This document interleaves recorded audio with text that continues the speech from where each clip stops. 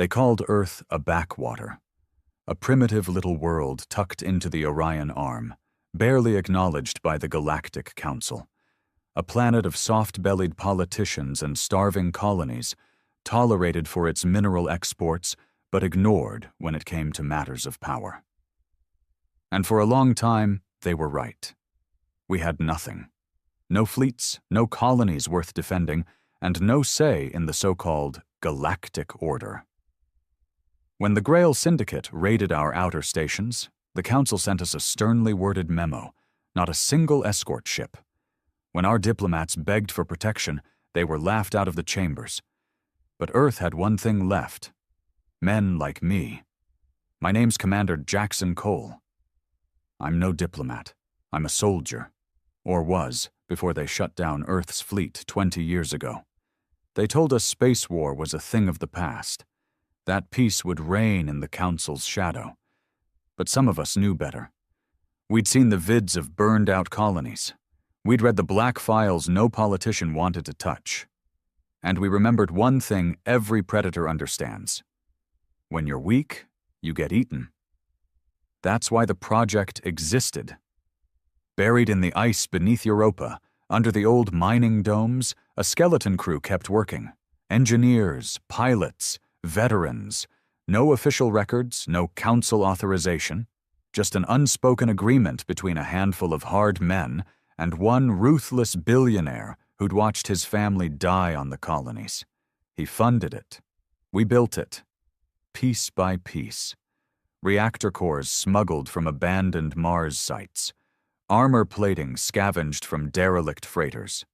Weapons systems coded in dark labs where no AI monitors could trace them. The Supercarrier took 15 years. We named her Leviathan. She was massive, nearly twice the length of a standard Council dreadnought. Cloaking systems that made her ghost the scanners. Railguns that could punch through planetary shields. And a core reactor so illegal, even mentioning it in Council space carried a death sentence. And we kept her hidden, because we knew. If the Council or the syndicates found her, they'd wipe us out before we could even launch. That day came faster than we thought. A week ago, the Grail sent a fleet. Not a raid this time, an invasion. 3 battle cruisers, a dozen escorts. A clear message. Earth was going to be stripped for resources, her people sold off as slaves. And the Council? They looked the other way. Again. I was called up by the project's old handler, one encrypted message. It's time. We dusted off the old launch protocols, pulled surviving veterans out of hiding, loaded the ship with everything we had. Leviathan wasn't pretty. Half of her systems were patched with outdated tech, and our crew was barely large enough to man her. But we were going up, and when we broke through the ice and hit the upper orbit, we saw the Grail fleet closing in. The bastards were broadcasting in the clear, laughing about how they'd shackle the Terran Council members first, then torch our cities from orbit. That's when Leviathan decloaked. I wish I could have seen their faces. First, the Grail fleet's comms went dead silent. Then their lead battlecruiser tried to scramble, but too late. Our first railgun salvo hit it midsection, splitting the ship in 2. No fancy energy weapons, just pure kinetic death. Panic spread. They fired back, but our cloak had masked their targeting locks. Their beams scorched empty space. We gutted their second cruiser in under 2 minutes. By the time we closed with the flagship, the Grail were screaming surrender codes. Not that it mattered. We'd all read the orders. No mercy, not this time. When the last ship broke apart, we sent one broadcast across open Council channels. This is Earth. We will no longer be prey. And that's when the real storm started. Within hours, Council fleets began moving. Not in support, in fear. Earth had just unveiled a ship no primitive world should have. A weapon that could challenge their fragile balance. Now they want us disarmed, investigated, controlled. But men like me? We didn't build Leviathan to be controlled. We built her for war. The bridge was cold, metal bulkheads, dim lighting, and the hum of a reactor running hotter than anything allowed under Council law. I stood in the command chair of Leviathan, watching the last Growl wreckage drift across the black. The battle had lasted barely an hour. After years of building her in secret, Leviathan had finally bared her teeth, and the galaxy had seen it. But I knew this was just the beginning. "Status," I barked.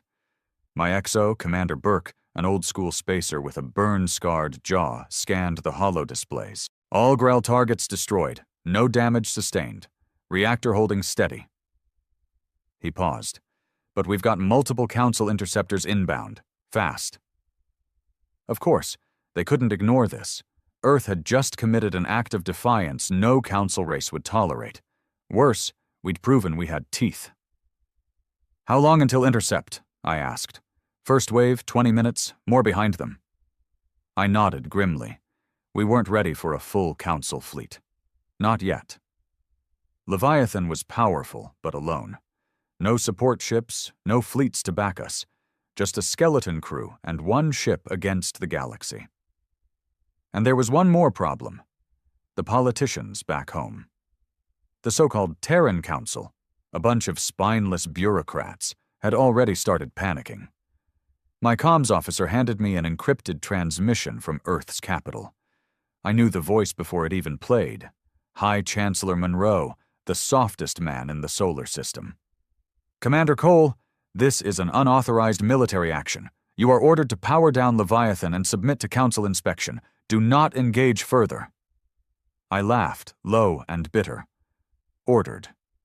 Where was Monroe when the Growl fleet was burning our colonies? Where were the Council inspectors when Earth's miners were being sold as chattel on syndicate markets? "Cut the feed," I said. "If they want this ship, they can come take it." Burke grunted approval. Most of the men on board shared my view. We'd spent too many years building Leviathan to hand her over to a bunch of weak-kneed diplomats. The question now was simple. Fight or run? Burke leaned over. "We could cloak again. Burn dark through the asteroid belt. Lose 'em." I shook my head. "And then what? Run forever? They'll hunt us down piece by piece. No, it's time to send a message." He smiled. "My kind of thinking?" The crew prepped for intercept. Weapons systems cycled hot. Railguns loaded. The torpedo bays, old tech, brutal but effective, spun up. I keyed open a fleet-wide channel. "Crew of Leviathan, you know what's coming. The Council won't stop. They want this ship in pieces. They want Earth under their boot. You've all got a choice. If you want out, you've got 5 minutes to evac. No judgment." No one moved. Not a single man. That's why I'd chosen them. Not the best on paper, but the hardest. Veterans who'd seen what the Council really was. Men with scars, men with reasons. I nodded once. "Then we fight." 20 minutes later, the first Council ships appeared. 6 interceptors. Sleek, fast, built for patrols and intimidation, not slugging matches. But their captains didn't know what they were dealing with. They hailed us on open bands. "Unknown Terran vessel, you are ordered to surrender and power down all systems. This is your final warning." Burke looked at me. I gave a sharp nod. Our comms officer sent one reply. "Come and get us." The Council ships advanced in formation, shields up. They still thought they could scare us. But Leviathan wasn't some orbital platform or outdated freighter. "Fire." Our forward railguns lit the black. Hypersonic slugs tore through space. The lead interceptor's shields crumpled on impact. One shot, one kill.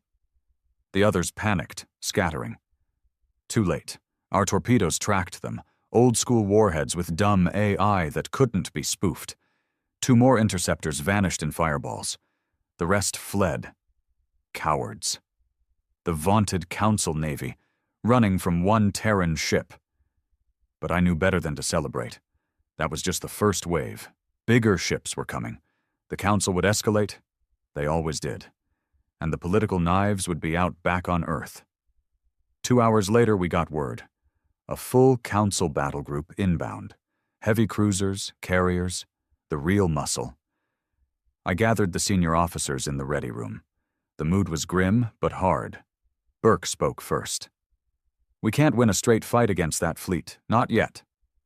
I nodded. "Agreed. But we can't run either. If we disappear, Earth's finished. The Council will slap sanctions, blockade us, maybe worse." "Then what?" asked one of the gunnery chiefs. "We stand and die?"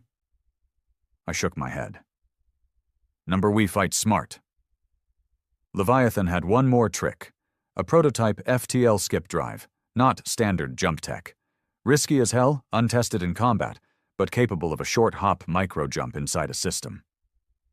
We used the skip, hit their fleet from unexpected angles, take out their carriers first, force them to back off. It was a gamble. The skip drive could overload. We could end up in deep space, or inside a planet, but sitting still was a death sentence. Burke grinned. "I like it.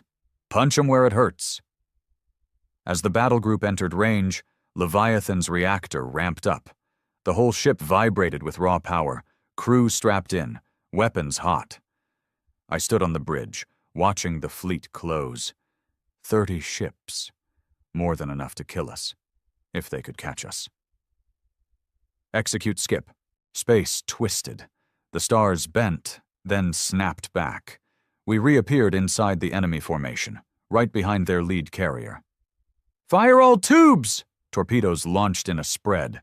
The carrier's point defense tried to react. Too slow. Explosions rippled across its hull. We skipped again. Another position. More railgun shots. Another council cruiser crippled. In under 15 minutes, we'd sown chaos. The enemy formation was in disarray, ships colliding, comms jammed, captains shouting over each other. But the skip drive was overheating. One more jump could fry it. I made the call. "Target flagship, all forward batteries." We skipped one last time, straight toward the council flagship, a massive dreadnought bristling with guns. They didn't expect us to charge head-on. Our railguns fired point blank. Slugs tore into the flagship's bridge tower. Fires spread. The dreadnought drifted, dead in space. The rest of the fleet pulled back. They'd had enough. On the bridge, Burke exhaled hard. "They won't forget this." "No," I said quietly. "They'll be back, in force." But we'd made our point. Earth wasn't a colony anymore. We had power, and the will to use it. Now came the hard part. Politics. Reprisals. The Council wouldn't take this humiliation lightly. And the Terran Council? Well, Monroe and his ilk would be plotting already, trying to sell us out to save their skins. I looked out at the stars. This wasn't just about Earth anymore. The galaxy had seen Leviathan. The weak worlds, the client races, they'd start asking questions, start dreaming of defiance, and the Council would panic. Good. It was about time someone burned their pretty little order to the ground. We didn't return to Earth right away. Would have been suicide. Every Council sensor array from Jupiter to the Belt would be hunting us now. Instead, I ordered Leviathan into a deep shadow orbit beyond Pluto, under the ecliptic plane. Dark space where the Council's standard sweeps wouldn't reach. For the moment, we were ghosts again. But I knew we couldn't hide forever. Sooner or later, they'd triangulate our position. And worse, back on Earth, the knives were already out. I patched into one of our black market comm relays, tech stolen from the syndicates, and tapped an encrypted line to a contact planetside. John Teller, ex-military intelligence, now a ghost in the Terran Council's bureaucracy. One of the few men left I trusted. His face appeared on the display, older, more gaunt than I remembered, eyes ringed with fatigue. "Jackson? Christ? You really did it." I gave a grim nod. "What's the fallout?" He exhaled hard. "You're public enemy number one. The Council's gone into emergency session. Monroe's screaming for your head. Claims you acted alone. Rogue agent, unsanctioned warship, all of it.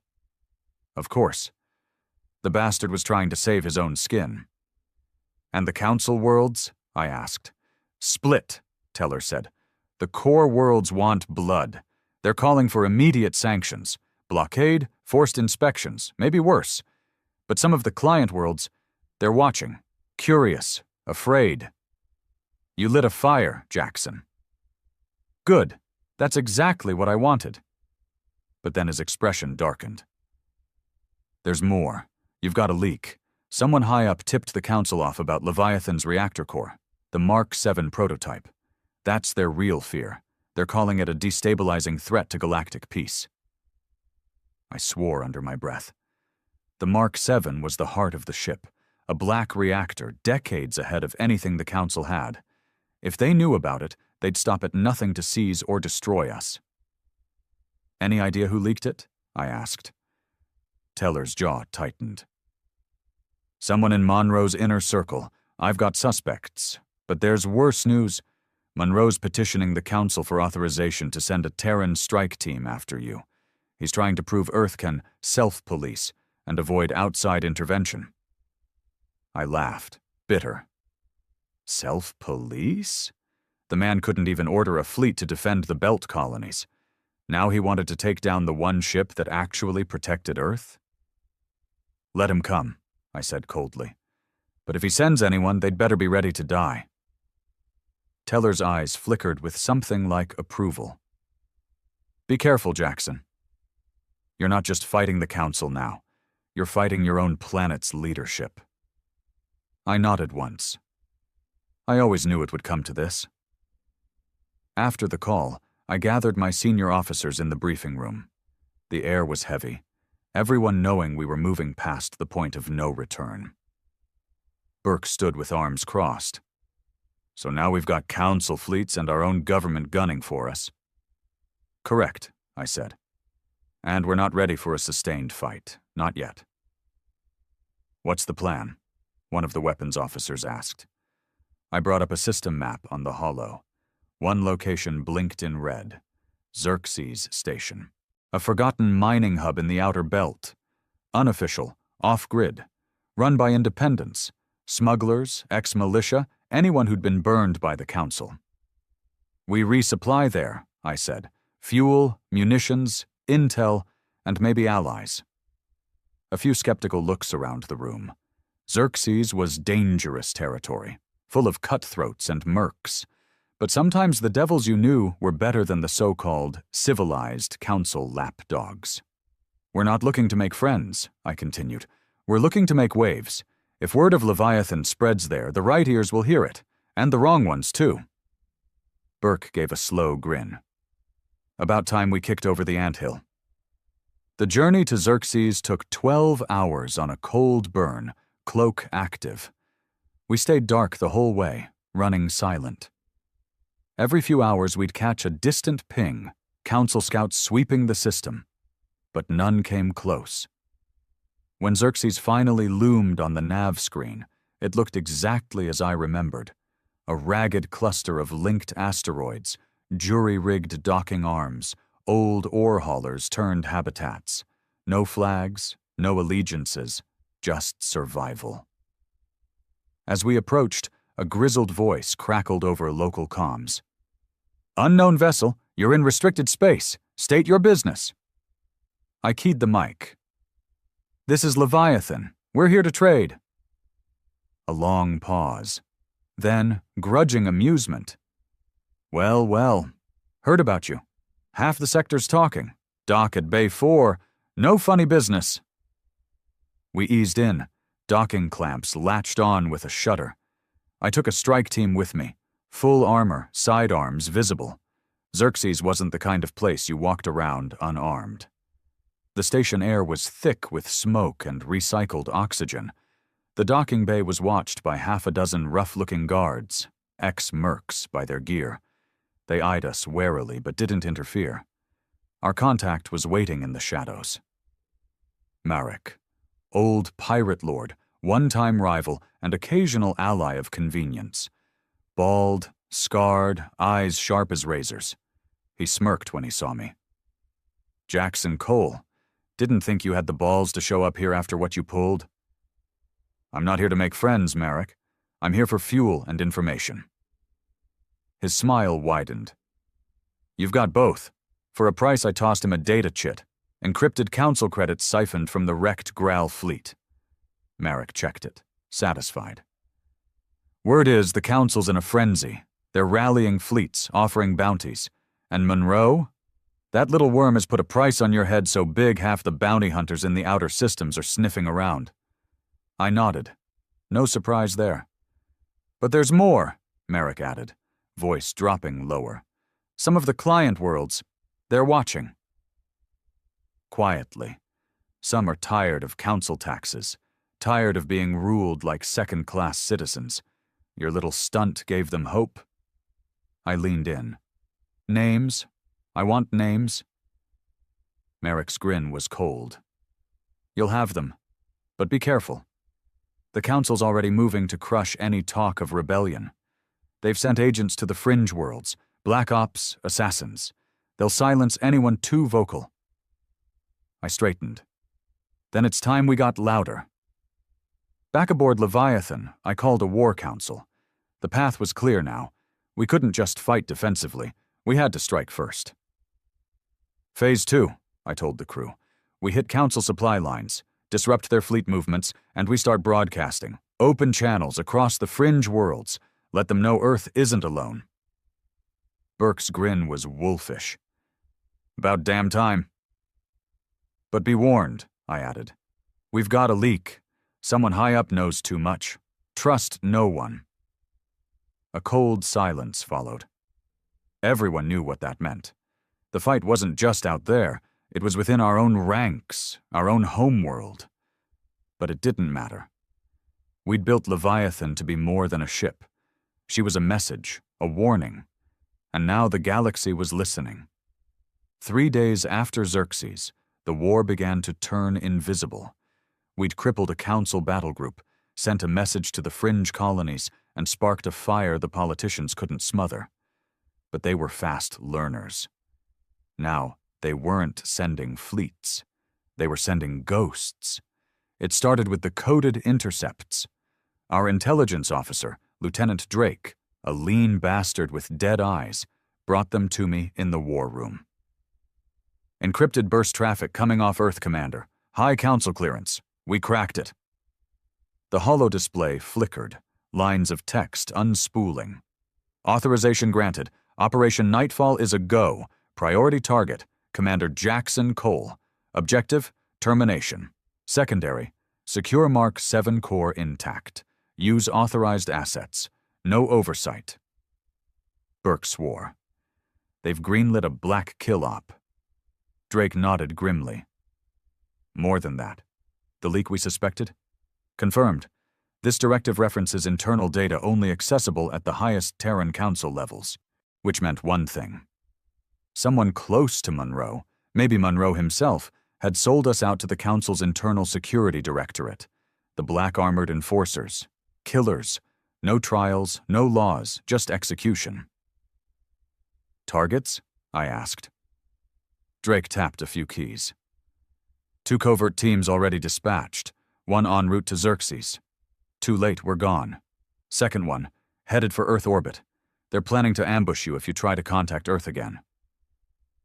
I leaned forward. And the core? Drake's face tightened. They want it intact, which means they'll take this ship if they can. I stood. Then we'll make damn sure they can't. But the deeper game was just starting. An hour later, a second message came in, this time from Teller, urgent, encrypted. His face appeared on the comms, lined with tension. Jackson, we've got a bigger problem. Internal security isn't just targeting you. They're moving on key fringe colony leaders. Anyone showing sympathy after your broadcast. Quiet arrests. Disappearances. They're trying to strangle the rebellion before it starts. I nodded. Names? Teller sent a data packet. A list of sympathetic governors, trade union leaders, ex-military colony heads, the kind of men who'd rise if given a chance. Some are already gone, Teller said grimly. The others are next unless you move fast. I felt my jaw tighten. The Council wanted a silent galaxy. Fear, submission. They'd raise worlds before letting Earth inspire open rebellion. Where's Monroe in all this? I asked. Teller's eyes darkened. He's playing both sides, publicly calling for calm, privately signing off on these kill orders. If this continues, the colonies will either cave or explode. Then we give them a third option, I said coldly. Hope. The crew gathered in the briefing room. Tension ran high. They knew the stakes now. We weren't just fighting fleets. We were fighting an invisible enemy, knives in the dark. I laid out the intel. They're hunting us, hunting our allies. If we sit back, this rebellion dies in its crib. So we go on the offensive? Burke leaned forward. Targets? I brought up the holomap. Black sites, Council Black Ops hubs. We hit them, expose their operations, free our people, and we keep broadcasting. Let the colonies know we're still in the fight. Murmurs of approval. The crew was ready. They hadn't signed on for half measures. But understand this, I added. From this point, there's no going back. We won't be treated as rebels anymore. We'll be terrorists, outlaws. The Council will kill us on sight. Earth's own government will brand us traitors. Burke gave a grim smile. We already were. Our first target was a black site orbiting Vesta, an old mining colony turned covert prison. According to Teller's intel, at least 5 sympathetic leaders were being held there, awaiting extraction by internal security, which meant torture, disappearance, or worse. We couldn't let that happen. Leviathan emerged from cloak in the asteroid field, running silent. The prison hub was lightly defended. The Council didn't expect a direct assault. Perfect. We launched a shock team. Burke led them, 20 of our best. They breached the station in a hard burn, cutting through the outer hull with plasma torches. What followed wasn't a battle. It was an execution. The internal security troops weren't ready for veterans who'd fought Graal boarding actions. Close quarters, brutal, efficient. Within 15 minutes, the station was ours. We freed the prisoners, battered, tortured, but alive. Among them was Governor Ryle, a hard-nosed ex-colonel from the Outer Rim. He gripped my hand with surprising strength when I met him in the med bay. "You mad bastard," he rasped. "They told us Earth would never fight back." I looked him in the eye. "We are now." He grinned through bloodied teeth. "Then I'm with you, and there are others." Exactly what I needed. Leaders with spine. The strike made waves. We broadcast the raid footage across fringe channels. The image of Leviathan hovering above Vesta's prison, her guns bared, became a symbol overnight. Within 12 hours, fringe colonies were rioting. Council outposts burned. Freighters refused Council inspections, and the kill orders escalated. Teller sent another warning. "Internal security has doubled its bounty on your head. They're moving elite hunter-killer teams into the system, and Monroe is now publicly calling you a rogue warlord threatening Earth's stability." I laughed coldly. Stability. He never gave a damn about Earth, but the game was sharpening. The more we hit, the more desperate the Council became, and desperate enemies made mistakes. Then came the betrayal. We intercepted a Council courier drone near Ceres, a routine intel sweep, but the data we pulled chilled my blood. A secret meeting had been scheduled, Terran Council envoys and Council internal security aboard a neutral station in the Kuiper Belt. The agenda: terms for Earth's total surrender. In exchange for Earth's autonomy, Monroe's government had agreed to hand over Leviathan. And me, alive, if possible, dead, if necessary. My officer stared at the intercepted file in stunned silence. Burke was the first to speak. "He's selling us out, selling Earth out." I nodded slowly. I always knew he would. Drake's voice was hard. We can't let that meeting happen. If they seal that deal, every colony that's with us will be crushed. I looked at the map. The neutral station, small but heavily shielded, defended by mercs, a hard target, perfect. We intercept, I said. We crash that meeting, publicly. Let the galaxy see what Monroe really is. Burke's grin was savage. Now we're talking. The crew prepped for war. Every man knew this would be the moment. We either shattered the Council's narrative or died. I stood on the bridge, watching the stars slide by as Leviathan burned for the Kuiper station. The crew was silent, focused, hard. This wasn't about revenge anymore. It was about survival, about truth, about showing every enslaved colony, every beaten world, that humanity still had teeth. And when we hit that station, the galaxy would know. The Kuiper station was a relic, an old corporate outpost from back when megacorps still tried to exploit the deep system. Now it served as neutral ground for the scum who didn't want official eyes on their business. Black market deals, assassins for hire, smuggling routes, and, apparently, treason. Our intercept said Monroe's delegation would dock there in 12 hours. The Council's Internal Security Directorate would be waiting. They'd sign the deal, trade Leviathan, and me, for Earth's protected status, meaning Earth would be a vassal world, permanently under Council leash. That couldn't happen. We burned in silent, cloaked. No signals, no lights. Leviathan was a ghost again, but the mood aboard was heavier than I'd ever felt. Everyone knew this wasn't just another raid. If we failed here, Earth would be finished, and not from an enemy fleet, from our own damn government. I stood in the war room, the leadership team assembled. Burke, Drake, Ryle, and a few trusted officers. The station is shielded, Drake began. We can't punch through with railguns without risking the delegates we're trying to expose. Then we go in direct, Burke said. Boarding assault, face to face. I nodded. Exactly. This time we don't cloak in shadows. We let them see us. Let them know who's coming. Ryle grinned. A bold play. I like it. But Drake looked grim. Intel says internal security has brought Blackguard operatives, Tier 1 assassination teams. If we board, it's going to get bloody fast. I looked each man in the eye. We knew this wasn't going to be a clean war, I said. They brought it to us. We finish it. No one flinched.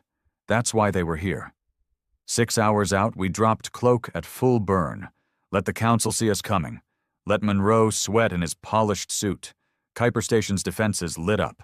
Point batteries, interceptor drones. Not enough to stop Leviathan, but enough to announce our arrival. Broadcast on all channels, I ordered. Burke opened the mic. This is Commander Jackson Cole of Leviathan. Terran traitors aboard Kuiper Station. You are now exposed. We are coming. Any who stand in our way will be treated as enemy combatants. Surrender now, or face the consequences. Docking was brutal. We rammed one of the outer ports, sealed mag clamps, and cut through with breaching teams. Burke led the first wave. Full armor, pulse rifles, no quarter. Inside was chaos. Mercenaries scrambled to respond, but they weren't ready for trained veterans moving with lethal precision. First corridor secured in minutes, second cleared with grenades. Then the blackguards hit us. They came out of the smoke. Black armor, no insignia, moving like ghosts, no shouting, no mercy, just cold, efficient killing. Burke's team took casualties fast, 2 down in the first exchange. But we pushed harder. I led the second wave myself. Couldn't let my men bleed without me. Pulse fire cracked in the confined corridors. Flashbangs blinded. Smoke filled the air. It was close, brutal fighting. Blades at times when ammo ran dry. I killed 2 blackguards myself, one with a sidearm shot through the visor, one with a knife to the throat. No hesitation. No time for hesitation. Finally, we reached the core conference hall. Reinforced doors, automated turrets. Internal security wasn't taking chances. "Demo charge," I ordered. Minutes later, the door blew inward with a thunderclap.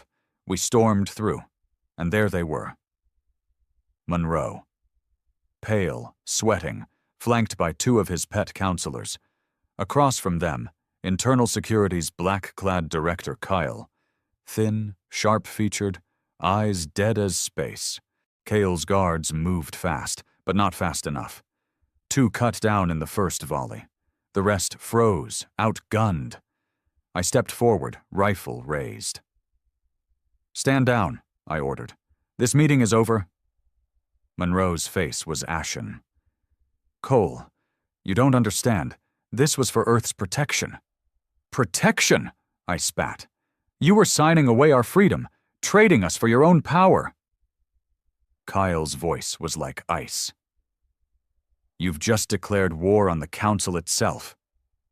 I smiled coldly. "I did that when I launched Leviathan.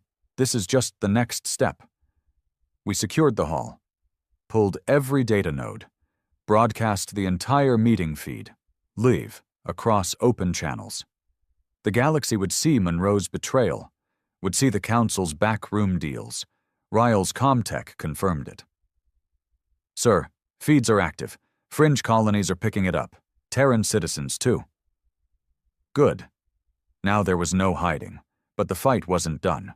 Kale triggered a fail-safe, a station self-destruct. We had less than 10 minutes before the whole place blew. I grabbed Monroe by the collar. "You're coming with us," I snarled. "Time you faced your people." He was babbling excuses, but I didn't listen. We fought our way back to the docks, shooting through waves of panicked mercs and more blackguards. The whole station shook as charges began detonating. By the time we reached Leviathan, the outer hull of Kuiper was already venting atmosphere. We blasted free as the station erupted in a fireball, wreckage spinning into the black. Monroe sat in the brig now, stripped of his finery, face pale. Burke looked at him through the glass. "What do we do with him?" I stared hard at the man who'd sold us out, who'd nearly sold Earth itself. "Not yet," I said. "First we show him what the galaxy now knows. Then we let Earth decide." And Earth was already deciding. Our feeds lit up, protests in the streets, Council embassies burning on fringe colonies, more ships refusing Council transit. Word was spreading fast. Earth had a ship the Council feared, and her leaders were no longer trusted. But now we had a new problem. Drake reported in grimly. "Council fleet elements are massing near Saturn, heavy. They know you exposed them. Now they're coming in force." I looked at the holomap. The war was no longer shadow games. It was here, it was open, and we would not back down. The Council wasn't wasting time. Within 36 hours of the Kuiper Station broadcast, they'd massed a fleet bigger than anything Earth had ever faced. 30 capital ships, carrier groups, dreadnoughts with enough firepower to erase half the solar system. They weren't pretending anymore. No diplomatic missions, no sanctions, just annihilation. Our feeds picked up their transmission, blunt and unapologetic. "Terran vessel Leviathan and associated rebel forces, you are hereby designated enemies of the Galactic Order. You will stand down and submit to immediate inspection and decommission. Failure to comply will result in total military action against Earth and her colonies." I stood on Leviathan's bridge, arms crossed, watching the Council fleet array itself near Saturn, like a steel wall, like an execution squad. Burke stood beside me, his face grim. "They're serious this time." "Good," I said. "So are we." Earth's cities were already in chaos. Protests had turned violent. Government buildings were torched. Monroe's public betrayal had ignited a fire Earth's Council couldn't put out. Martial law had been declared in several regions, but the old security forces were divided. Half of them had deserted, unwilling to fight for a regime that had sold them out. And in the colonies? Riots, uprisings, council tax ships being boarded and looted, entire mining outposts declaring independence. The galaxy was unraveling, thread by thread, and Leviathan was the spark that had lit the match. I called a war council in the main strategy room. Teller joined us via encrypted link, broadcasting from a hidden node on Earth. His face looked like he hadn't slept in days. "Monroe's people are finished," he reported. "There's no government anymore, not really. Power's fractured. The military's split down the middle. Half the army's siding with the protesters, the other half's frozen. No orders, no clear leadership." I nodded. "And the people?" "They're scared, angry, and waiting." Teller leaned forward. "They're waiting for someone to show them this isn't the end." Burke gave a rough laugh. "That'd be us, then." Teller's gaze sharpened. "If you win, Jackson, if you can stop that fleet, Earth won't go back to the way it was. You'll have to lead. They'll look to you." I didn't answer. I wasn't thinking about politics. I was thinking about the 30 ships sitting out there like vultures, ready to tear us apart. But he was right. This wasn't just about survival anymore. It was about what came after. We couldn't beat the Council fleet in a straight fight. Even Leviathan couldn't face those numbers head-on. Not with our skeleton crew, not with Earth caught in the crossfire. But we didn't need to beat them. We just needed to bleed them. Bad enough, hard enough, publicly enough that they thought twice. Because one thing the Council couldn't afford was the galaxy seeing them lose. Seeing them bleed. Their control depended on fear, the kind of fear only unbroken dominance could inspire. Break that, even a little, and the whole empire would start to crack. I stood before the crew in the main hangar bay, armor suited, helmet tucked under my arm. Every man stared back at me, hard-eyed, silent, ready. "You know what's out there," I said. "You know what they plan to do to Earth. To us. They think they can crush us and walk away clean." I let the silence sit heavy for a moment. "They're wrong." I stepped forward, voice rising. "They forgot what it means to fight a human who's got nothing left to lose. They forgot who we are." A murmur ran through the crowd, grim approval, the kind that grows in men who've already accepted they might not see another sunrise. "They'll send waves, dreadnoughts, carriers, fighters. Let them come. We'll tear the heart out of them. One ship, one shot at a time." A roar met my words, hard fists hitting armor plates, the sound of men who weren't ready to die quietly. We moved fast. I split the ship's strike teams, half manning Leviathan's rail batteries and torpedo tubes, half outfitting our own countermeasures, decoys, jammers, old-school tricks from wars the Council had forgotten how to fight. And we prepped the Mark VII reactor's overcharge systems. As a last resort, we could spike it, unleash a radiation pulse that would fry any ship within 100 kilometers. It would destroy Leviathan, too. But if it came to it, we'd take as many of the bastards with us as we could. The Council fleet moved. They came in waves, 6 carriers escorted by fast attack cruisers. Fighters spewed from their decks, a black cloud of death. Leviathan surged forward. No cloak this time, no hiding. We fired first, railguns tearing into the fighter wave, torpedoes slamming into cruiser hulls. The first Council carrier took a hit amidships. Its shield cracked like glass, and fire bloomed from its hangar decks. But they kept coming. Fighters swarmed us, hammering at our armor. Rail slugs punched through our outer hull. The bridge shuddered with every hit. Burke was shouting fire orders. Drake was tracking enemy targeting patterns. And I watched it all, calm, cold. This was war the old way, close, personal, merciless. Leviathan spun and danced, her railguns and point defense lasers roaring. We gutted a second carrier, watched it list and explode, its reactors breached. But we were bleeding too. Hull fractures, fires on decks 6 and 7, casualties mounting. Still we fought. Still we killed. 3 hours in, the Council fleet broke ranks. Panic rippled through their formation. This wasn't how it was supposed to go. One ship wasn't supposed to do this. But we weren't just a ship. We were Earth's rage-made metal, and the galaxy was watching. We broadcast live feeds from the battle, images of Council ships burning, of Leviathan bloodied but unbowed, of humans refusing to die easy. Fringe colonies picked up the signal. Riots exploded into revolutions. Council outposts fell. Even some core worlds started asking questions. And the Council fleet?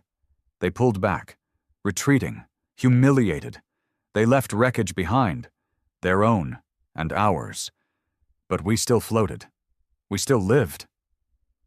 On the bridge, bloodied and smoke-streaked, I stood over the comms. Burke looked at me. "They're running." I nodded. "For now." He gave a savage grin. "You know what this means, right?" I did. The Council would come back, bigger, angrier, desperate. But Earth wasn't alone anymore. Messages were pouring in, colonies pledging allegiance, core world factions breaking away, even some fringe system fleets asking to join us. The galaxy wasn't afraid anymore, and I knew, deep in my bones, that we weren't done fighting. Not by a long shot. I turned to the crew, battered but unbroken. "We just made history," I said. "Now let's make a future." Victory should have tasted sweeter. But the air aboard Leviathan was thick with smoke, blood, and the sharp, bitter scent of burned wiring. Half the ship's systems were down or limping, hull breaches patched with temporary seals. Fires still smoldered in the lower decks. We'd survived the Council's onslaught, barely, and survival in war is never free. The casualty reports rolled in. 53 dead, over 100 wounded. Men I knew, men I fought alongside, men whose only crime was believing Earth wasn't something to be bartered away.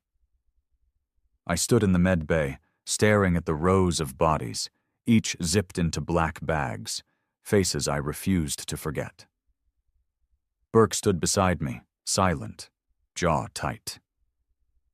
"They gave us the only thing that mattered," I said quietly. "Time." He nodded. "What now?" I didn't answer. Not yet. A day later, the galaxy began to crack. The feeds were overflowing. Footage of the battle over Saturn had gone viral. Broadcast by sympathetic colonies, hacked into core world networks, even leaked onto Council channels. They tried to suppress it, but it was too late. Everyone had seen it. Leviathan, alone against an empire. Wounded, bleeding, but unbroken. Earth's battered cities erupted into a new kind of chaos, not fear, not despair, but uprising. The Terran Council was finished. Monroe's supporters were arrested or fled into hiding. The power vacuum was immediate and dangerous. But something unexpected happened. The people didn't fall into anarchy. They rallied. Veterans formed citizen militias. Workers' unions seized council offices. Local leaders, men and women with no love for the old regime, stepped up. And Earth, for the first time in a generation, began to stand on its own feet. Teller's face appeared on the comms.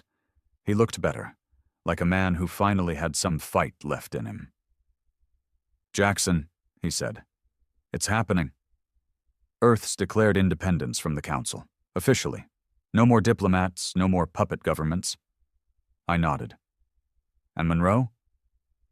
"Gone. Dead, probably. His transport tried to run a blockade over Luna. Didn't make it." "A fitting end for a traitor," Burke grunted. "The real question is what happens next." Teller's smile was grim. "The colonies are following Earth's lead. Mars declared 2 hours ago. They're out. So did Titan, Europa, even Ceres. And the fringe worlds. They're not just pulling out. They're calling for something bigger." "What?" I asked. Teller leaned in. "A union, an alliance. Free worlds, independent of the Council." Burke gave a low whistle. And they'll expect us to lead it. I shook my head. They'll expect more than that. They'll expect us to defend it. We couldn't do it alone. Leviathan was strong, but she was one ship. Against the full weight of a crumbling, desperate council, we'd be a martyr at best. We needed numbers, ships, soldiers, allies who believed this was their fight, too, and that meant going beyond Earth.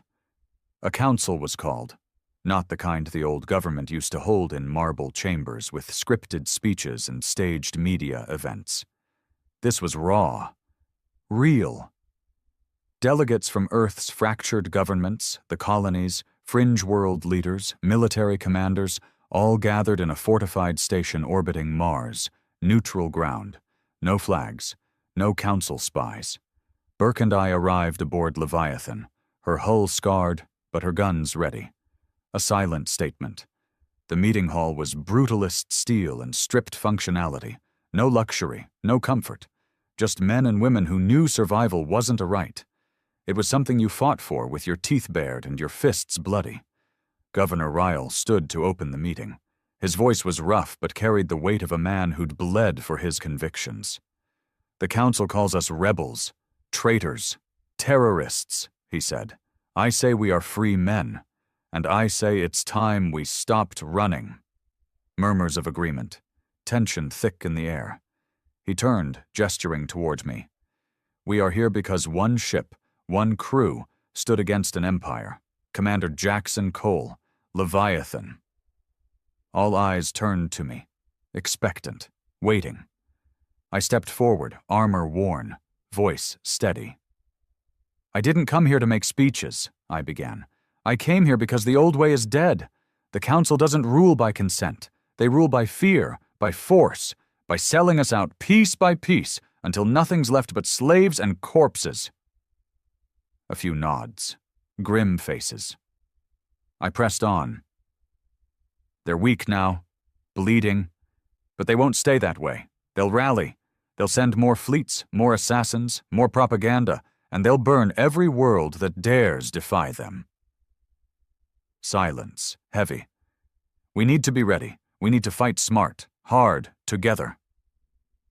I looked around, locking eyes with every man and woman in the room. "We start now, a new alliance, built on freedom, on strength, on the simple truth that we will not be ruled by fear again." I paused, letting it settle. "But hear me when I say this. If we do this, there's no going back, no negotiations, no compromise. The council will never forgive us, never stop hunting us." Burke leaned in, voice low and hard.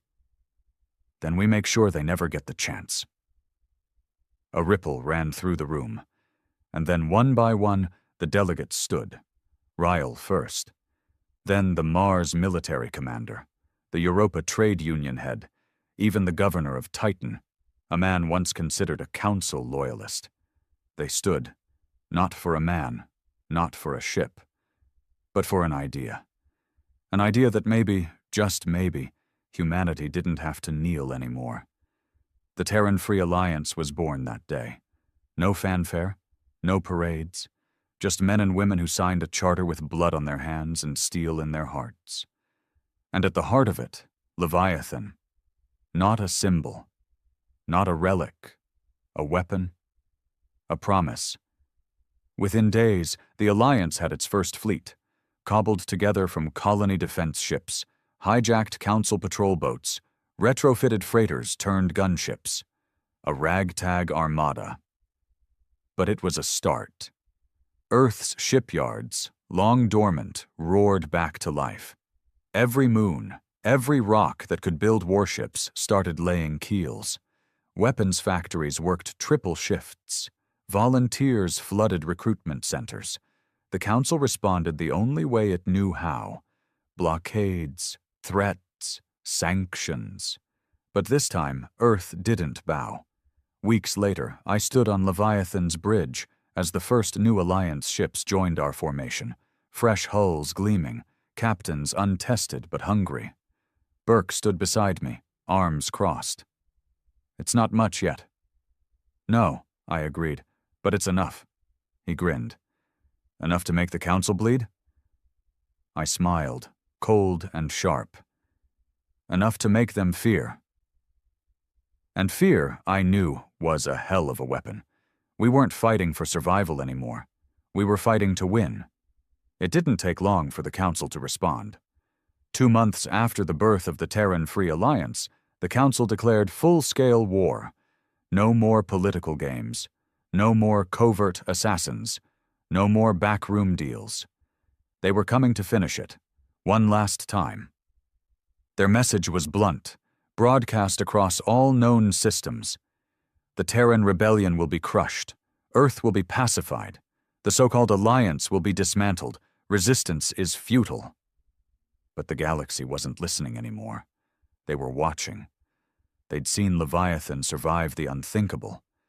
They'd seen Earth refuse to kneel, and the Council's mask of invincibility was cracked. Now it was time to shatter it. We got word from our deep scouts. A Council Grand Fleet had gathered beyond Neptune's orbit, nearly 60 ships. Flagships, super dreadnoughts. The Council had thrown every asset they could scrape together, hoping for a decisive blow. They mean to end us here and now, Burke said, reading the latest reports. Wipe Earth clean, kill the Alliance in its crib. I nodded. And if they win, they will. I called the command staff into War Council. The holomap showed the odds. Not good.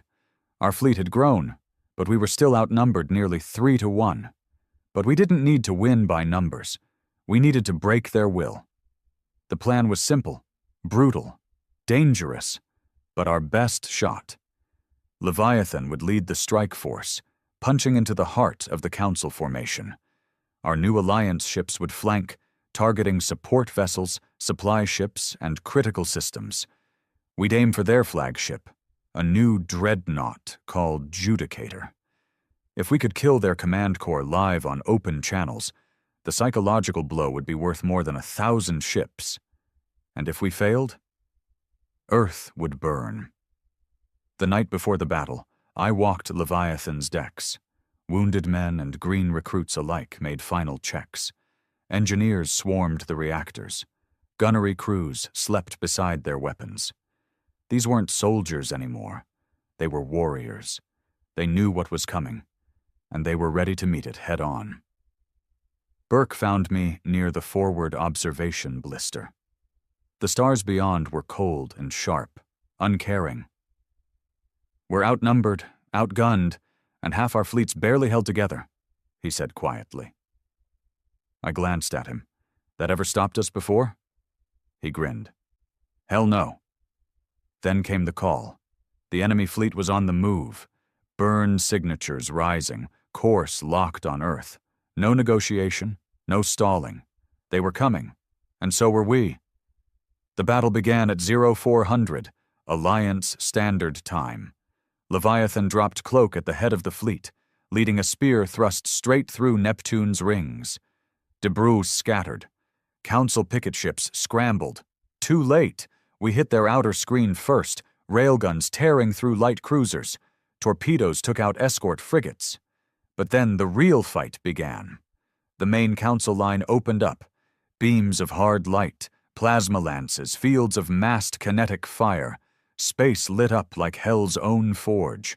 Leviathan took hits. Armor plates cracked. Fires broke out. But she held. Bloodied, but unbroken. The Alliance fleet swarmed in, ragged, makeshift, but burning with fury. Council ships started to falter, not used to fighting enemies who didn't break and run. Then we saw her, Judicator, at the heart of their formation. A beast of a ship, heavily shielded, bristling with guns, the Council's pride. Burke slammed a fist onto the tactical console. That's our kill, sir. Full burn, I ordered. All batteries, all hands. Leviathan surged forward through a gauntlet of fire. Fighters swarmed us. Frigates tried to block our path, and died for it. We fired everything. Railguns, torpedoes, pulse batteries. One of Judicator's escorts exploded in a chain reaction. but we were bleeding too. 2 decks gone, reactor output down 20%, casualties mounting. Still we drove forward. Still we refused to break. Finally we closed to knife fight range. Judicator's shields flared, but they couldn't stop our forward batteries. Our main railgun charged, a full power shot. Burke's voice rang out. "Target locked!" "Fire!" The slug ripped through space, slammed into Judicator's forward quarter. Armor peeled away. Secondary explosions rocked her spine. But she wasn't dead yet. Her guns roared back, a direct hit to Leviathan's dorsal array. Fires everywhere. The ship groaned, systems flickering. Burke looked to me. "We've got one more shot in us." I nodded once. "Make it count." Our reactor surged dangerously close to overload, the Mark 7 pushing past safety limits. One last railgun charge, one last hope. We aimed for the bridge and fired. The slug punched clean through Judicator's command tower. On every open channel, the feed cut and then flickered back, showing the Council flagship dead in space, burning, drifting. Their fleet hesitated. Then it fractured. Without leadership, without command, they broke, some retreating, some surrendering, some running for deep space. The Council's grand fleet shattered. Leviathan hung in space, barely alive. Fires raged. Casualties were high. Half the ship was dark. But we had won. Burke stood beside me on the bridge, bleeding from a gash over one eye. "Hell of a fight, sir." I nodded. And just the start. The Council was broken, but not dead. Core worlds were fracturing, revolts rising, the old order crumbling. But they'd be back, new fleets, new strategies. And we'd be ready. As the Alliance fleet gathered around Leviathan, battered but victorious, messages flooded in. Worlds declaring independence, colonies offering aid, militias rising. Earth had not only survived, it had led. I stood before the battered crew of Leviathan, armor scorched, voice steady. "We've done the impossible," I said. "We've shown the galaxy that humans don't kneel, that we don't break." I looked around, at the men and women who had made history. "This isn't over," I said. "The fight is just beginning. But today, we won." A roar met my words, defiant, raw, human. The galaxy would never be the same, and neither would we. Leviathan turned toward Earth, her scars a badge of honor. Ahead lay war, rebuilding, and a future forged in the fire of rebellion. But we would meet it head-on, together. The galaxy was at war. Not the kind of war fought with mere soldiers and strategy, but an all-consuming, civilization-ending slaughter. Entire planets burned. Empires that had stood for millennia crumbled under the weight of superior technology, ruthless tactics, and the cold efficiency of the Valir Dominion, the most advanced and feared species in the known universe. And now, Earth was next. The Dominion had barely considered humanity a threat at first, a fledgling species, new to the stars, no genetic enhancements, no psychic abilities, no hyper-advanced war doctrines like the older races. Humanity was a joke, a footnote in galactic history, destined to be crushed under the heel of those who had mastered space warfare centuries before they even built their first rocket. But the Valir had made one fatal mistake. They underestimated humans. When Earth received the Dominion's ultimatum, surrender or be annihilated, the response wasn't negotiation. It wasn't even defiance. It was silence. For years, humanity had been working on something. A last hope. A final gamble. The HSS Black Horizon. No one outside Earth's Secret War Council knew the details. No leaks, no spies, no transmissions. The only thing the galaxy knew was that humanity had vanished from the battlefield for a while. They had retreated from the outer colonies. Their fleets had pulled back. Their diplomats stopped responding. And then, the Black Horizon emerged. It arrived in the Dominion-held system of Telvok Prime, the heart of Valier power in the sector. At first, it was dismissed as just another human warship, a futile attempt at resistance. The Dominion's fleet moved in, thousands of ships surrounding it in a perfect sphere, ready to reduce it to atoms. Then physics broke. It started as a shimmer around the Black Horizon's hull, like reality itself was struggling to decide what the ship was. Dominion sensors malfunctioned. Their computers registered the ship as being in 12 locations at once. Weapons locked onto it, only for targeting systems to crash. Entire ships froze in space as their gravity drives flickered out of control. Then, without warning, the Black Horizon moved. Not the standard movement of a ship engaging thrusters or activating a warp drive. No, this was something else. It blinked. One moment it was surrounded, the next it was inside the Dominion formation.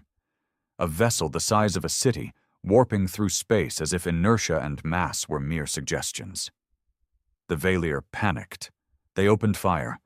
Beams of plasma, hyper-accelerated railgun slugs, exotic matter torpedoes, everything was thrown at the Black Horizon. It should have been destroyed. There was no way a ship, no matter how advanced, could survive such overwhelming firepower. But the weapons never landed. Reality warped around the Black Horizon like a liquid mirage. Energy beams curved away at impossible angles. Projectiles vanished as if they had never existed. Some shots even reversed direction, slamming into the Dominion fleet that had fired them. And then, it struck back. The Black Horizon didn't use traditional weapons. No turrets, no missiles, no beam arrays. Instead, it reached out. One Dominion battleship, the Kalos 17, vanished. No explosion, no debris. It simply ceased to be. A moment later, another ship was cut in half, but not like a normal slicing motion. It was as if the two halves had been in two separate realities and suddenly collided, shearing metal and flesh into an unrecognizable mess. The Valier Admiral, Vakor, watched in horror from his command ship. He was no stranger to war, had conquered dozens of planets, seen every kind of weapon imaginable. But this was not a weapon. This was an abomination. "Retreat!" he roared, his voice shaking. "All ships, retreat now!" It was too late. The Black Horizon moved again, phasing in and out of existence, ignoring the laws of motion. Valier ships began disappearing faster than their sensors could track. Others suffered stranger fates. Some were frozen in time, their crews locked in an endless moment of terror. Others turned inside out, their hulls and living beings reversed into impossible configurations. And then, just as quickly as it had arrived, the Black Horizon was gone. The battle was over. The Dominion fleet had been reduced to scattered survivors, if you could call what remained survivors. Some of the ships had no crews left at all, their personnel simply erased from existence. Others had aged thousands of years in seconds, their hulls crumbling into dust. Admiral Vakor sat in stunned silence, watching the wreckage drift in the void. Humanity had done the impossible. They had built something that should not exist, a ship that defied reality itself. And the galaxy was about to learn just how terrifying humans could be. The Valier Dominion had ruled the stars for thousands of years. They had fought wars, crushed rebellions, and seen the rise and fall of countless civilizations. They were the dominant force in the galaxy. But for the first time in their history, they knew fear. Word of the battle at Telvok Prime spread like wildfire. Dominion commanders tried to suppress the reports, but surviving captains whispered the truth to their crews. A human warship had erased an entire armada with no known weaponry. It had moved like no ship should. It had warped physics. It had made their technology obsolete in an instant. And it wasn't alone. Intelligence reports from deep inside human territory suggested that the Black Horizon was only the first of its kind. The humans had disappeared from the galactic stage for years. What if they had built a fleet? What if they were preparing an invasion with warships that ignored the laws of the universe? Admiral Vakor, now a disgraced survivor of the massacre, stood before the Valir High Council in their grand chamber on Orvax 9. The towering figures of the Dominion's rulers loomed over him, their glowing eyes filled with fury and disbelief. "You expect us to believe," one of the counselors growled, "that a primitive species has built a warship that bends time and space?" "They are not primitive," Vakor replied, his voice hoarse. He hadn't slept in days. "They were hiding something from us, something impossible, something we cannot fight." Another counselor hissed. "No technology is beyond understanding. This Black Horizon is just an advanced warship. Perhaps they discovered a new cloaking system, or some kind of dimensional phase weapon." Vakor slammed a fist against the table. "Did you even read the reports? Ships did not explode, they vanished. Others had their entire crews erased while the hull remained intact. Some aged into dust in seconds. This is not a new weapon. This is something else." Silence filled the chamber. Finally, the High Warlord of the Dominion, a being older than any of them, spoke. His voice was low, calm, but carried the weight of absolute authority. "If what you say is true, then humanity has become a threat unlike any we have faced before." His glowing golden eyes narrowed. "And threats must be eliminated." Vakor felt the pit in his stomach grow. "You can't fight this, Warlord. We don't even understand what we're up against." The Warlord leaned forward, his expression unreadable. "Then we will learn." Meanwhile, deep in human space, aboard the HSS Black Horizon, Captain Dante Raines stood on the bridge, staring at the holographic display of the carnage they had left behind. Dominion ships reduced to wreckage, warships erased from time. The most powerful fleet in the sector, annihilated in minutes, and the Black Horizon had barely tried. "Status report," he ordered, his voice calm despite the implications of what they had just done. Lieutenant Emma Voss, the ship's chief tactical officer, tapped a few controls. "All systems normal. No structural damage. No energy depletion." Dante exhaled slowly. That was the terrifying part. The Black Horizon hadn't even strained itself in that battle. It had moved like a predator toying with prey. He turned to Dr. Elias Kern, the man responsible for designing this impossible ship. "I assume you have an explanation for why our weapons don't behave like, weapons." Kern smirked, adjusting his glasses. "Because they aren't. The Black Horizon doesn't fire missiles or energy beams like a normal warship. It manipulates reality itself." "Explain." The scientist's eyes gleamed with excitement. "The ship's core isn't powered by conventional physics. It's an artificial singularity, a controlled black hole. But not just any black hole. We engineered it using principles we don't fully understand yet." He leaned in, voice dropping lower. "We found something buried beneath Europa's ice, an anomaly, a thing that shouldn't exist. And we built the Black Horizon around it." Dante felt a chill run down his spine. "Are you telling me this ship isn't human technology?" "Oh, we built the ship," Kern said. "But the power source? That's something else, something older." Dante stared out at the void beyond the bridge windows. A war was coming.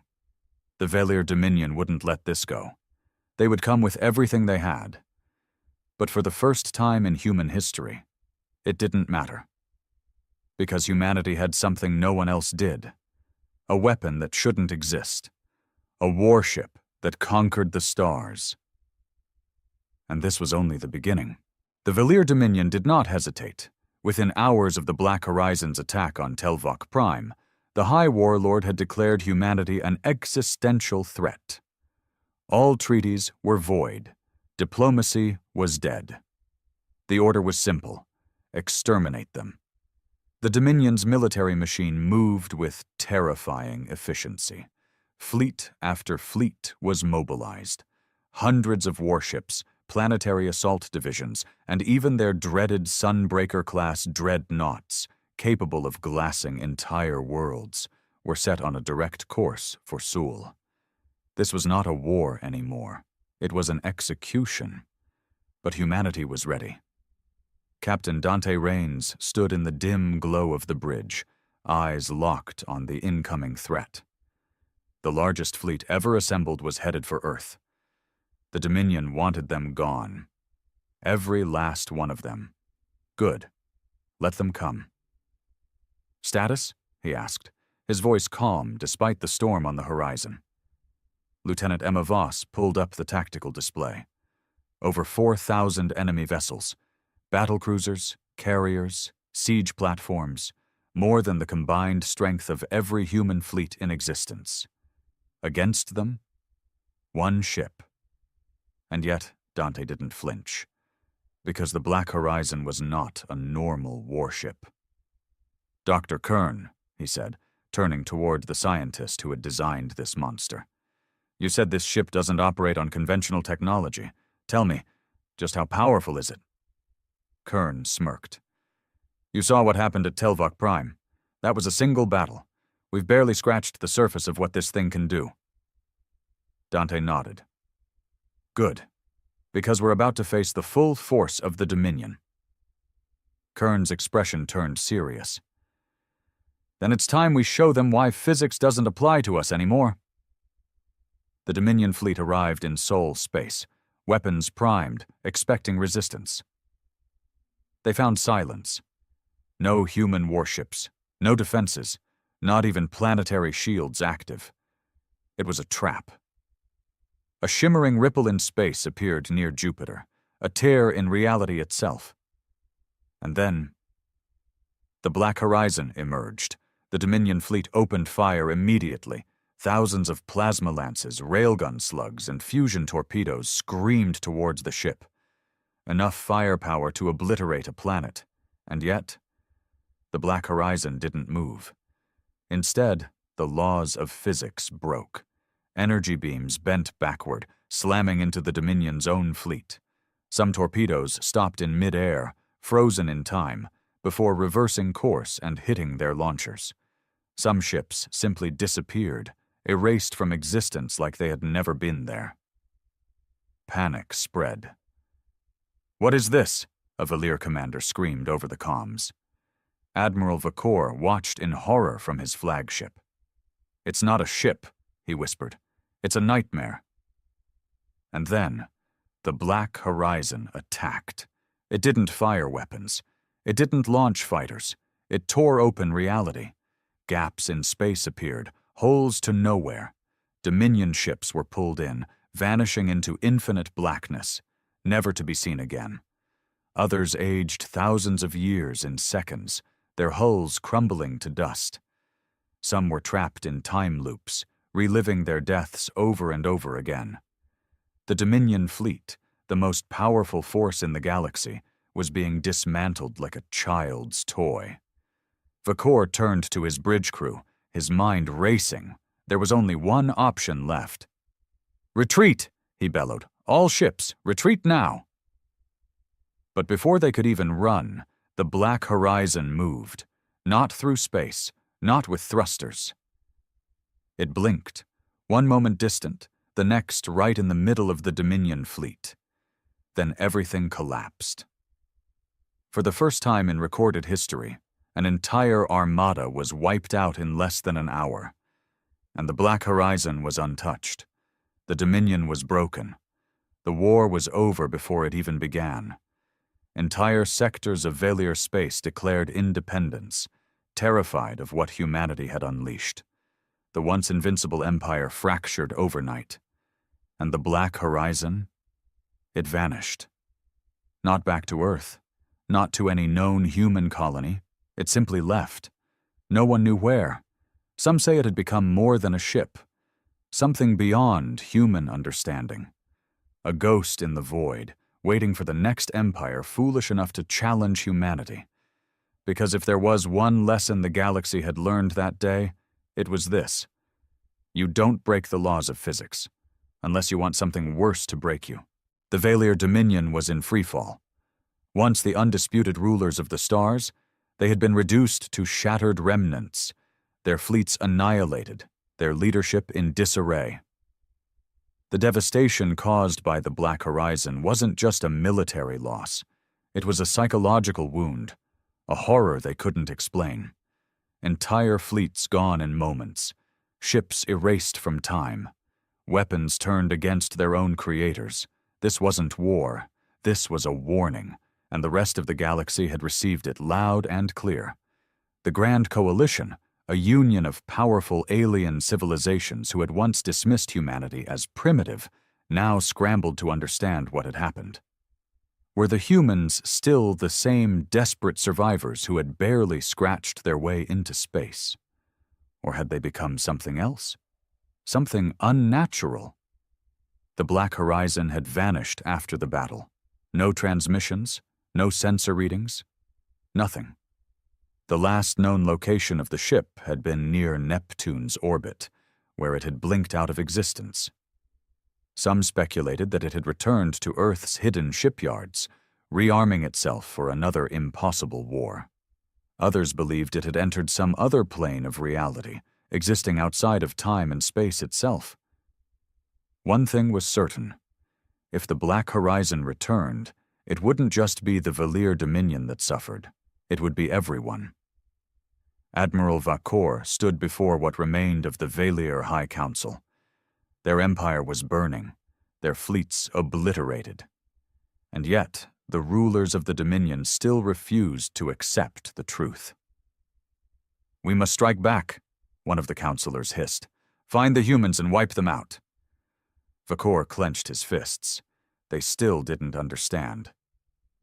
"We can't fight this," he growled. "You saw what happened. Our weapons were useless. Our defenses meant nothing. The Black Horizon is not a ship. It is something else. If we push them further, we won't just lose this war." He glared at them. "We will cease to exist." Another counselor, older and more cautious, leaned forward. "Then what do you suggest?" Vakor exhaled. There was only one option left. "We surrender." The chamber fell silent. One of the younger warlords snarled, baring his fangs. "Never." "You don't understand," Vakor snapped. "We have already lost. The only reason we are still standing is because humanity has allowed us to." Another silence, this time heavier. The Valier were conquerors. They had never surrendered in their history. They had never been afraid. Until now. Finally, the High Warlord himself spoke, his voice barely above a whisper. "What, have we awakened?" No one had an answer. Dr. Elias Kern had seen many impossible things in his career.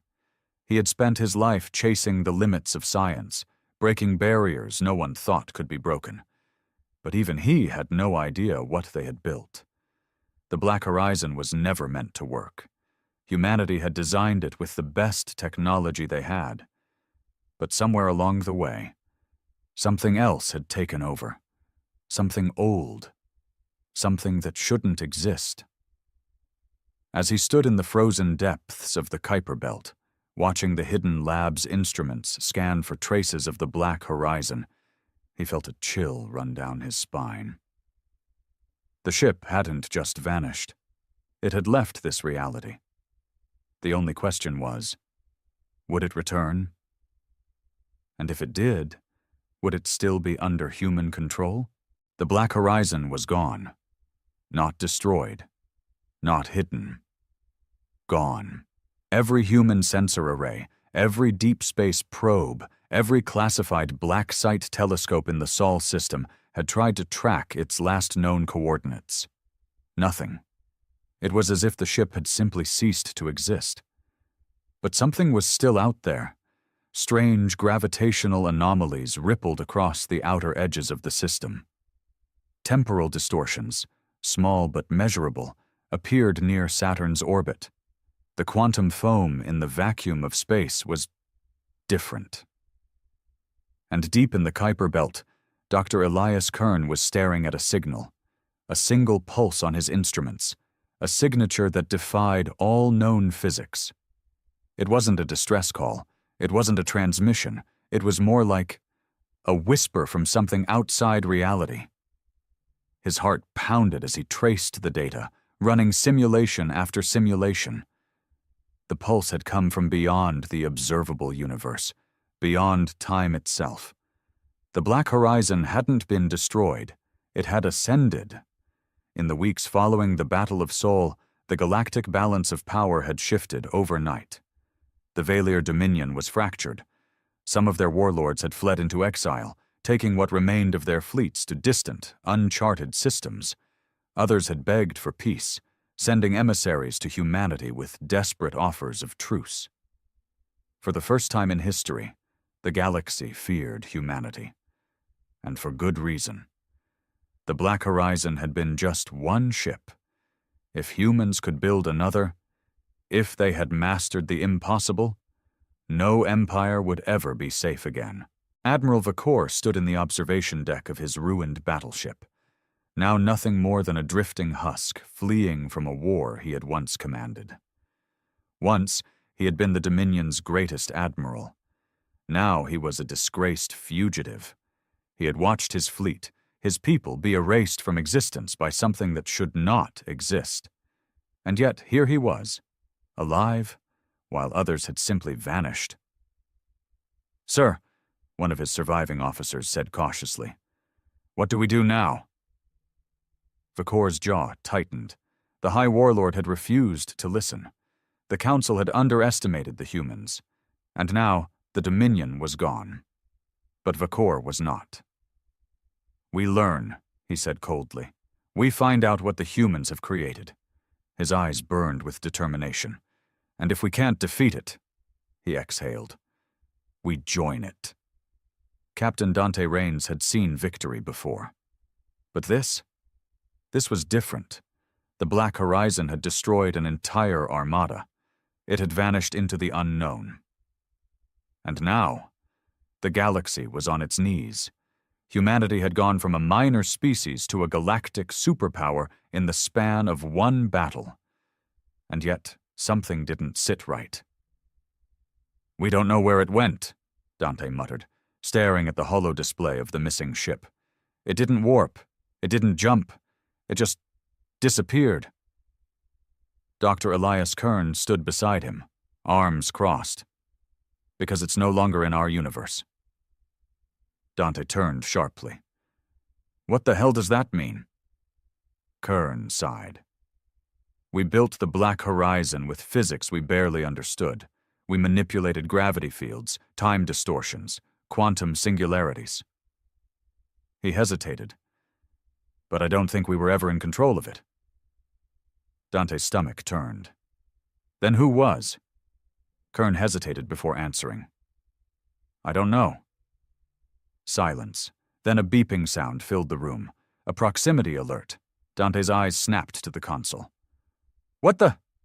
Kern paled. It was the same signal he had detected in the Kuiper belt. A whisper from beyond reality. And it was getting closer. The signal pulsed again. A deep, unnatural frequency that defied all logic. It wasn't a distress call. It wasn't even a transmission. It was a presence. Captain Dante Raines felt the weight of the moment pressing down on him as he stared at the pulsating signal on the holo display. Across the control room, Dr. Elias Kern was frozen, his mind racing through theories that had no sane conclusions. Then, the alarm screamed. "Unknown object detected," the AI intoned, its normally calm voice laced with urgency. "Anomalous energy signature approaching Earth orbit." The room erupted into chaos. Officers scrambled for data. hands flying across control panels, barking orders into comms. Dante's heart pounded. Was it the Black Horizon? "Visuals now!" he barked. The main screen flickered, then snapped to a live feed from Earth's orbital defense grid. And there it was, a tear in reality itself. A gaping wound in space, writhing like something alive, leaking tendrils of pure darkness. The laws of physics around it twisted and warped. Stars behind the rift seemed to shift, bending and distorting as if they were being dragged into something beyond comprehension. Dante gritted his teeth. "Kern, what the hell am I looking at?" Kern's face was pale. "That's not a wormhole," he whispered. "It's something worse." The rift shuddered. Then a shadow began to emerge. A structure, a shape, a ship. But not just any ship. The HSS Black Horizon. It was different now. Larger, darker. No longer just a warship, but something more. Its hull shimmered with a strange, unrecognizable material, almost as if reality itself was struggling to render its existence. Its silhouette pulsed, shifting between forms, as if it no longer obeyed the concept of a fixed shape. The bridge fell into dead silence. Then, the comms crackled to life, and a voice, distorted, layered, almost inhuman, spoke. "We have seen beyond the veil." Dante's blood ran cold. That voice, he recognized it. It was his own. "Impossible," Kern whispered, his mind refusing to process what they were hearing, but the voice continued. "Time is a river. We are no longer bound by its current." Dante felt his fingers clench into fists. "Who are you?" he demanded, forcing his voice to stay steady. "What happened to the Black Horizon?" Silence. Then, the ship moved. Not through propulsion. Not through any known form of travel. One moment it was distant, hanging in orbit above the moon. The next, it was right outside. The Earth's defense grid crashed instantly. Satellites malfunctioned, their circuits frying as if something far beyond technology had overridden them. The entire planet's gravity field shifted, subtly but noticeably, as if reality itself had bent in the presence of this impossible vessel. Kern swallowed hard. "Dante," he said slowly, "that's not just a ship anymore." Dante exhaled. "Then what the hell is it?" Kern's gaze was locked onto the impossible mass before them. "It's becoming something else." And that's when they heard it. A whisper. Faint at first, like a distant echo in their minds, then stronger, not words, not language, a presence. Something was watching them, something that had been beyond the edges of existence itself. And now, it had come home. Admiral Vakor sat in the ruined command bridge of his last remaining warship, drifting in deep space. His once proud Valir dominion was gone. And now, he felt it too, a whisper in his mind, a presence. Something had returned to the galaxy, something that was never meant to exist. And this time? It wasn't just humanity's problem anymore. The HSS Black Horizon floated above Earth, silent and still. But something had changed. It wasn't just a ship anymore. It wasn't even human anymore. It had seen something beyond existence, and it had brought something back. Dante Raines felt it deep in his bones, a pressure, an unseen force, something primal pressing against the edges of his mind. It wasn't just him. Every officer in the command center was holding their breath, their hands trembling over their consoles, though none of them could explain why. The comms remained open, and the voice, his voice but not his voice, spoke again. "We are no longer bound by time." Dante clenched his fists. "What does that mean?" No response. Dr. Elias Kern was furiously typing on his console, sweat dripping down his forehead. "I'm running a scan, but—" He stopped, blinked, stared. Dante frowned. "What?" Kern slowly turned to him, His voice was barely above a whisper. "This ship, the Black Horizon, it's not in a fixed state." He swallowed hard. "It's in multiple points in time at once." Dante's blood ran cold. "What?" Kern looked sick. "I'm reading quantum signatures that don't make sense. It's here, but also yesterday, and next week. It exists in a loop we can't perceive." His eyes darted back to the readings. "It's outside of normal time." Dante exhaled. "Then who the hell is flying it?" Before Kern could answer, the Black Horizon moved. It blinked, vanishing and reappearing instantly, this time hovering directly above Earth's atmosphere. No thrusters, no warp signatures, just movement that defied every known law of physics. Then, the whispers grew louder, not just in Dante's head, across the entire planet. It started with a low, almost imperceptible hum. Then a ripple of something unseen washed over Earth. People collapsed in the streets. Soldiers dropped their weapons, clutching their heads. Civilians screamed. Scientists in deep space observatories froze in horror as instruments glitched and showed impossible readings. Something was speaking, not in words, not in language, in understanding. It poured into their minds like a flood. Knowledge that didn't belong, visions of things that had never happened, yet felt real. A man in New York fell to his knees, whispering in an ancient tongue he had never learned. A child in Tokyo screamed as she saw herself standing on an alien world that did not exist. A soldier on the Lunar Defense Station dropped his rifle as his own reflection spoke to him from the polished glass. Time was unraveling, and the Black Horizon was at the center of it. Dante gritted his teeth, forcing himself to stay grounded as the whispers clawed at his mind. The room was spinning. His breath felt heavy, and then he saw it. A flash. Not of the past, not of the future, but of something beyond.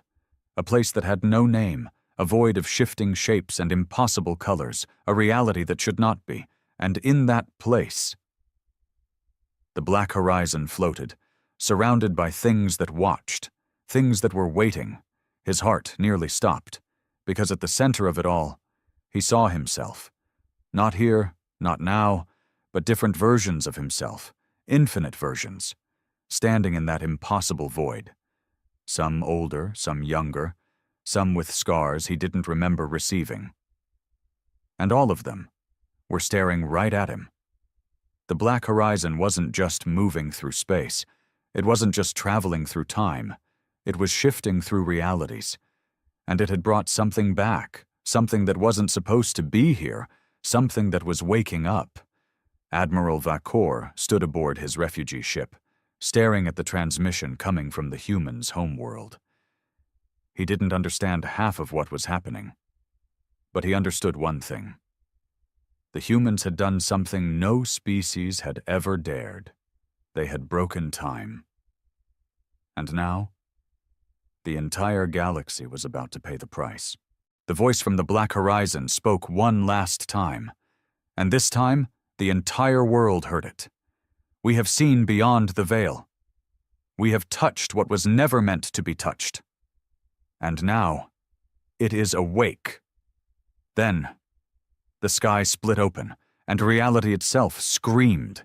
The sky above Earth split apart, not like a storm, not like an explosion, like a wound.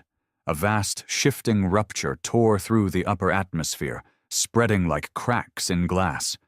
Beyond it? Nothing. Not space, not stars, just an infinite swirling void where time and physics had no meaning, and from that void, something was coming through. Dante Raines staggered back, his vision warping as the Black Horizon pulsed in synchronization with the rift. His earpiece crackled with panicked voices, military commanders, scientists, world leaders, all screaming at once. "What is that? We're losing planetary stability. Sir, something's inside the breach." Dr. Elias Kern was furiously typing on his console, But it was pointless. His calculations, his models, his understanding of physics, none of it applied anymore. Dante's pulse thundered in his ears. Then, the black horizon spoke one last time. We have become more. A shudder ran through the planet. The ocean levels shifted, mountains trembled, and the thing in the void finally stepped through. There was no shape to it, no form that made sense. At times it looked mechanical, a vast warship of endless depth. At others it seemed organic, a shifting mass of eyes, limbs, and tendrils that flickered between dimensions. And yet, it was watching. Humanity had built the black horizon. They had unlocked something they never should have touched. And now, they had been noticed. Dante couldn't breathe. His mind filled with whispers, overlapping voices in 1,000 languages, speaking of things no human should ever comprehend. Memories that weren't his. Lifetimes in other universes. And in each of those lifetimes, he saw one common truth. This had happened before, and it had never ended well. Across the galaxy, empires trembled. The Valir Dominion, already fractured, fell into total collapse. Other species, once indifferent to humanity, now watched with terror. Because they understood one thing. The humans had broken the universe, and whatever had stepped through that rift was no longer human at all. As the world shook, Dante Raines clenched his fists. He had led the Black Horizon into war. He had commanded the ship that defied the laws of reality. And now, he was standing at the edge of something far greater than war. A new existence. One where time, space, and reality itself no longer mattered. And in that moment, he understood. The Black Horizon had never been a weapon. It had been a doorway. And humanity had just stepped through. This is Captain Dante Raines of the HSS Black Horizon. I don't know if anyone is still out there. I don't know if this message will even reach another reality. But if it does, if anyone is listening, we didn't mean to break the laws of physics. We just wanted to survive. But now we are something else. And we are not alone. Be ready, because the Black Horizon has seen the truth. And the truth is terrifying.